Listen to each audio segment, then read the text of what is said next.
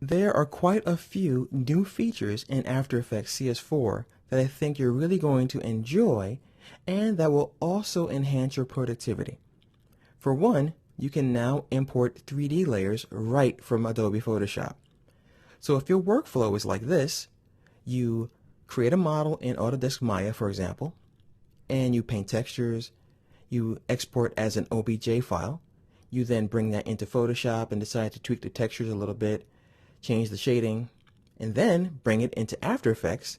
You can bring that model into this application now and literally rotate it and position it somewhere inside of your comps so that it fits and can be animated just as if though you were in a 3D application. I'll show you how to do that a little later on, but I think you're really going to find that quite useful. You can also work on something that looks like regular film and turn it into either a living comic book, or you can use it to create stills for a graphic novel. This is called the cartoon effect.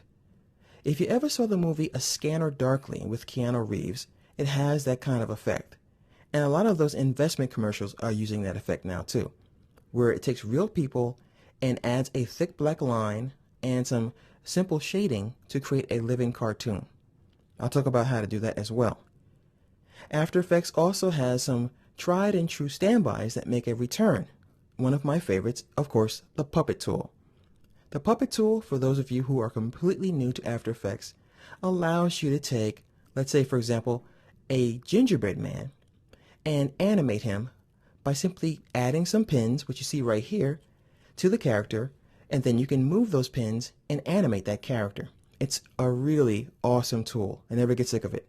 You also have the ability in After Effects CS4 to work with your camera in a more intuitive fashion. The camera, right here, is now called the Unified Camera Tool. So it allows you to orbit and move your camera in a way that you would find more useful as if though you were using a 3D application software like Maya or Lightwave. So those are some of the new features we'll be talking about in this tutorial. So grab a nice delicious soda or tea or coffee, sit back, and let's go ahead and learn how to do some awesome things in After Effects CS4.